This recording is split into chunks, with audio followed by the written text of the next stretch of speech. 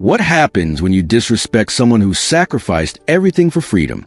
A retired Delta Force operator faced shocking humiliation when his beloved sailboat was destroyed. The military's response?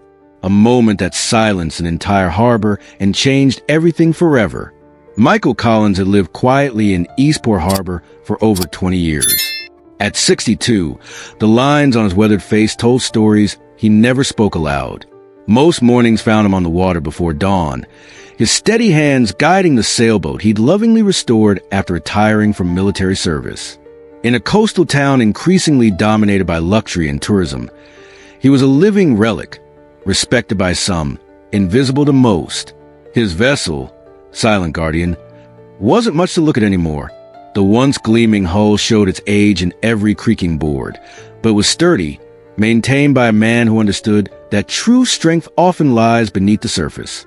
Michael had rescued the abandoned sailboat after returning from his final deployment, meticulously restoring it plank by plank.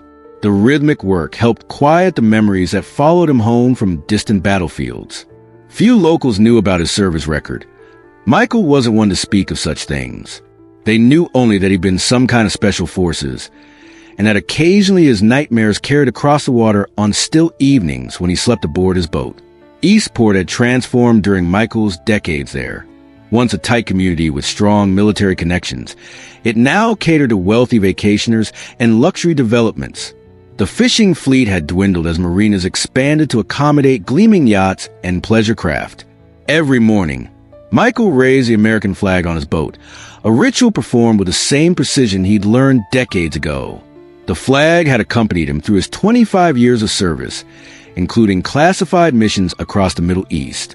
To Michael, Silent Guardian wasn't just transportation. It was his sanctuary, his connection to a life defined by duty, discipline, and the sea. That Thursday morning began like any other. Michael had set out at 5:30 a.m., planning to check his fishing lines and watch the sunrise from his favorite spot near the harbor entrance. He had just finished securing his mooring when he heard the deep throb of powerful engines. The Sovereign came around the harbor bend like a gleaming white fortress, a 180-foot custom yacht cutting through the water with entitled confidence. At the helm stood Brandon Hayes, a 38-year-old tech innovator who'd recently purchased the town's largest waterfront property. Michael recognized him from local papers that celebrated his arrival as an economic blessing for the community. Michael waved his arms, signaling his position. The yacht showed no signs of slowing. "Hey, I'm right here," he called, his voice lost in the yacht's engine noise. On the upper deck, Hayes and his guests raised champagne flutes, laughing as they admired the sunrise views, oblivious or indifferent to the small sailboat in their path. The harbor security boat bobbed nearby, its officer watching with apprehension, but making no move to intervene against the town's newest wealthy resident. The impact came with a sickening crunch. Silent Guardian's stern splintered under the yacht's bow, with no match for steel and fiberglass. Michael barely managed to jump clear, landing hard on the dock as his boat, his sanctuary, broke apart beneath the larger vessel. The American flag that had flown faithfully for years tore free, falling into the churning water. Its red stripes seemed to bleed into the foam as it was pulled under, then resurfaced, torn and sodden. The engines finally cut. In the sudden silence, Brandon Hayes' annoyed voice carried clearly across the water. "It's just an old sailboat. Get over it."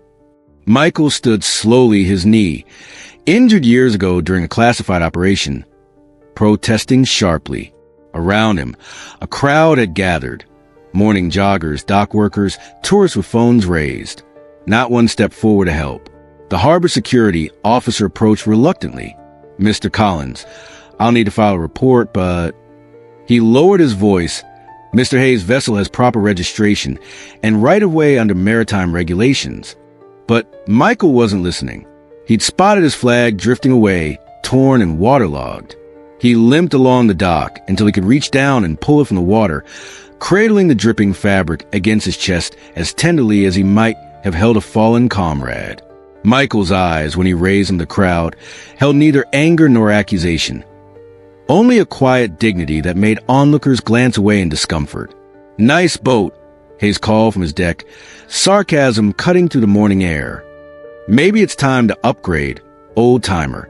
Everything has its expiration date. Michael said nothing. He simply gathered the soaked flag and turned away, back straight despite the throbbing in his knee, footsteps steady despite the trembling in his hands. Behind him, someone laughed. A phone notification pinged as the first video went online with the caption, "Boomer's boat gets reality check from Millionaire's yacht." By noon, the harbor had returned to normal. The broken remnants of Silent Guardian had been cleared away, an eyesore removed, a problem solved. People scrolled past videos of the incident, most pausing only long enough to type laughing emojis before continuing with their day. No one mentioned the tears that had glistened, unshed, in an old warrior's eyes. The harbor master called that afternoon, his voice professionally neutral. Your vessel wasn't equipped with updated navigation lights or modern radar reflectors. I'm afraid the insurance company won't cover the loss. Michael listened silently, then thanked the man and hung up. He hadn't bothered to mention that his boat had been grandfathered under older regulations or that he'd never missed a safety inspection in 20 years. What was the point? Silent Guardian was gone. Online, the video had gone viral. Most comments supported Hayes. That old boat was an eyesore anyway. These boomers need to know when to retire. Why not just get with the times and buy a modern boat? The absence of his boat ached like a phantom limb. It wasn't just wood and canvas he'd lost. It was a connection to peace, to a life beyond war. Michael's home sat on a small bluff overlooking the harbor, a modest cottage purchased with his military pension decades ago, before property values soared beyond the reach of working people. Through his front window, he'd watched the town transform from a military-friendly community into a vacation destination, the change as gradual and relentless as a tide. That evening, he sat at his kitchen table, a wooden chest open before him. Inside lay the artifact of a life of service. Faded photographs of serious-faced operators whose names would never appear in history books. Commendation letters with sections blacked out. Dog tags that had once hung against his heart through night missions in countries officially never visited. At the bottom, carefully folded, lay another American flag. This one crisp and pristine, presented to him when he retired after 25 years of classified operations. His granddaughter Sophia, visiting during her break from military academy, stood in the doorway watching. "You're going to sue them, right, Grandpa? That arrogant jerk destroyed your boat. He should pay." Michael shook his head slowly, fingers tracing the embroidered stars on the flag. "He didn't hit me," he said quietly. "He only hit something nobody ever cared about." Sophia frowned, the injustice burning brighter in her young heart than in her grandfather's weathered one. "But you restored that boat. It meant something to you." "Yes," Michael agreed softly. "To me?" Later, Michael wrote in his logbook, "First day without Silent Guardian. No condolences offered, but I can still hear the water calling." After Michael went to bed, Sophia sat alone in the kitchen, staring at his military chest. Unlike most people in town, she knew fragments of her grandfather's service record. As a third-year military academy student, she understood what the faded photographs and redacted documents represented. Missions that would remain classified for decades, operations that had saved countless lives. With determined fingers, she pulled out her phone and scrolled to a contact labeled simply Colonel Richards. Her grandfather's former commanding officer had spoken at her academy last semester. "Sir, it's Cadet Sophia Collins," she said when the call connected. "Michael Collins' granddaughter. I'm sorry to call so late, but something's happened that you should know about." For 10 minutes, she spoke in a hushed voice, describing the incident, the public humiliation, and the community's callous response. The colonel's voice grew progressively quieter, a dangerous sign to those who knew how special operations officers processed anger. "Send me the video," he finally said.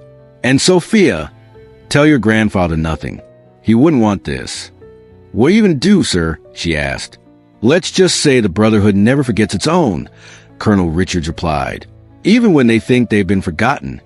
2 mornings later, dawn fog hung thick over Eastport Harbor, shrouding the entrance in a pearly haze. Michael sat on his porch, coffee cooling in his hands, watching the ghostly curtain that separated land from sea. Since losing Silent Guardian, He'd found himself keeping the same hours but with nowhere to go, a sailor stranded on dry land. The first indication that something unusual was happening came when the harbor foghorn sounded 3 long blasts, the signal for large vessels entering restricted waters. Michael straightened, his old instincts recognizing what was coming before he could see it. Through the mist, massive gray shapes emerged, cutting through the water with disciplined precision. 6 military vessels in tight formation, their outlines sharpening as they approached, a guided missile destroyer leading, followed by 2 patrol boats, a Coast Guard cutter, and 2 naval support vessels. No announcements had preceded their arrival. No celebration had been planned. Most striking was the relative silence. No horns beyond necessary navigational requirements. On each vessel, the American flag flew at half-mast, a gesture of mourning and respect. Word spread rapidly. Shop owners flipped their signs to closed and hurried to the docks. Children were released early from summer programs, their excited voices hushed by parents who sensed the solemnity of the moment without understanding its cause. From his vantage point, Michael watched in confusion. No naval exercises had been scheduled. No dignitaries were visiting. There was no reason for this display of military presence in the small tourist harbor. The lead vessel, the destroyer, docked with precision. On the deck stood Colonel James Richards in full dress uniform, his face composed in formal lines.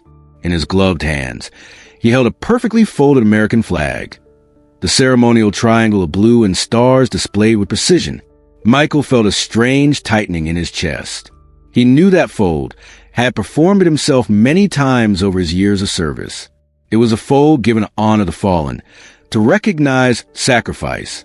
Slowly, painfully aware of his stiff knee in civilian clothes, Michael made his way down to the harbor. The crowd parted for him without knowing why, sensing something important in his deliberate progress toward the assembled naval officers. Colonel Richards spotted him and stepped forward, his salute crisp and formal. "Master Sergeant Collins," he said, his voice carrying across the suddenly silent harbor. "Permission to come ashore and render honors." Michael returned the salute reflexively, the motion embedded in muscle memory despite the decades of civilian life. "Permission granted, Colonel," he replied, his voice steadier than he'd expected. Colonel Richards descended the gangway, followed by a formal color guard. The assembled servicemen and women on all 6 vessels stood at attention, facing shore. 22 years ago, Richards began, addressing the gathered crowd rather than Michael directly. This man led a classified rescue operation deep in hostile territory. When their extraction was compromised, he personally held off enemy forces while ensuring every hostage and team member reached the helicopter. A murmur ran through the crowd. Many turned to look at Michael with new eyes, seeing for the first time the subtle way he scanned perimeters, the watchful alertness that never quite left him.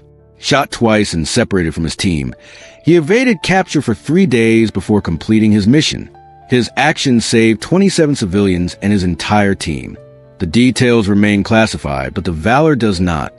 Richard's gaze swept the harbor, resting briefly on the gleaming yacht where Hayes and several others stood watching. Master Sergeant Collins never spoke of his actions. He declined formal recognition, asking only that we take care of the boys who didn't make it home. He has lived among you for 20 years, asking nothing, expecting nothing. A young sailor stepped forward, carrying a wooden plaque. He approached Michael and bowed his head respectfully before presenting it. Michael looked down at the polished surface. It contained the Delta Force insignia and the words, "For the Guardian who stood silent watch, the United States military does not forget its own." Colonel Richards continued. "Yesterday, his vessel Silent Guardian was destroyed in this harbor. No assistance was offered. No respect was shown. The flag he served under was allowed to sink." All around the harbor, service members stood at attention. The color guard raised their flags. In that moment, it wasn't just 6 vessels that had arrived. It was the full weight of military tradition and brotherhood. Someone in the crowd began live streaming. Within minutes, the footage spread across social media. The hashtag #BoomerDown rapidly giving way to hashtag Silent Hero. After the formal presentation, people approached Michael, many for the first time in years, offering handshakes, thanks, apologies. The harbor master presented him with fishing permits for life. The local marina owner offered him a slip, free of charge, for whatever vessel you choose. Michael accepted it all with the same quiet dignity he'd shown when his boat was destroyed. But those who looked closely saw a new light in his eyes, not triumph, but recognition. After decades of silence, he had been seen. Brandon Hayes watched from his yacht, champagne glasses set aside as the ceremony unfolded. His guests had fallen silent.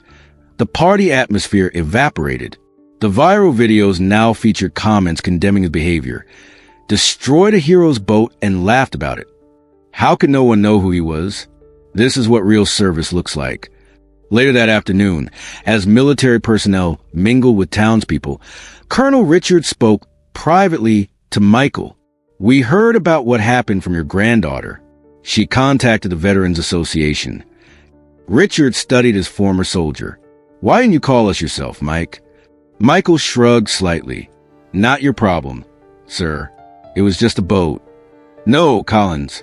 It was never just a boat. And you were never just a soldier." The colonel looked out over the water. Some debts can never be repaid. In the days that followed, downtown shops put up signs reading "Military discounts proudly offered" and "Veterans welcome." The local school organized a Veterans Appreciation event. The community that had forgotten its military roots began to remember. A week later, Michael received an unexpected visitor. Brandon Hayes stood awkwardly at the edge of Michael's porch, designer sunglasses pushed up on his head, looking distinctly uncomfortable away from his usual environment. "Master Sergeant Collins," he began, then stopped, clearly struggling with unfamiliar territory.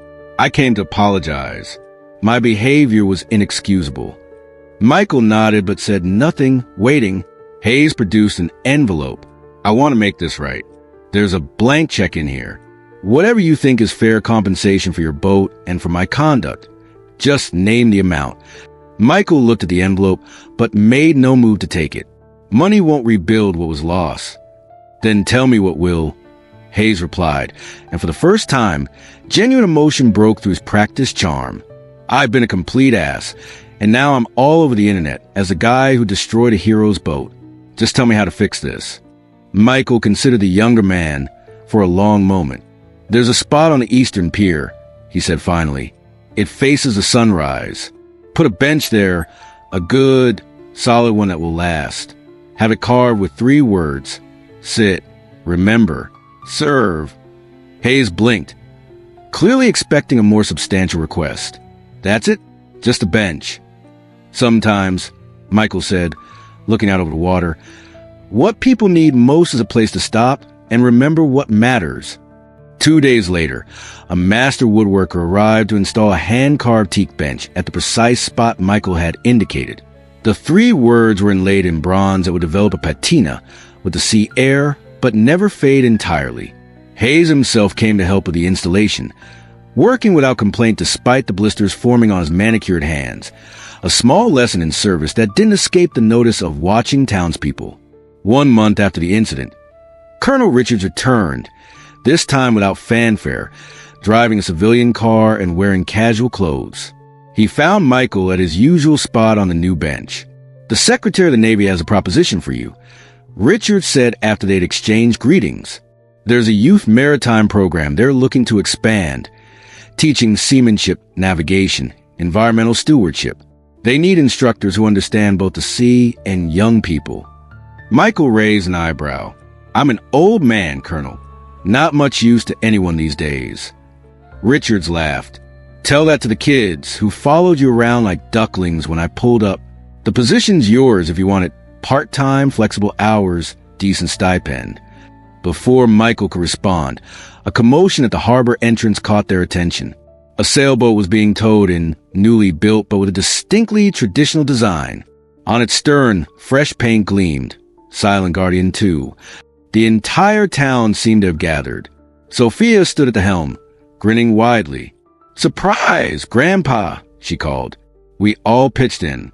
"The design is based on your old plans." The Boat Builders Association donated materials, and veterans from 4 states came to help with construction. Michael stood speechless. his weathered face working with emotion as the vessel that so closely resembled his lost boat approached the dock. "It's not exactly the same," Sophia admitted as she secured the mooring lines. "We added modern safety features and updated the navigation system. But the soul is the same. Your hands may not have built it, but your heart designed it. If you believe honor deserves recognition, and that service never truly ends, share your thoughts. Has someone's quiet dignity ever changed your perspective? The greatest heroes often stand among us, unrecognized.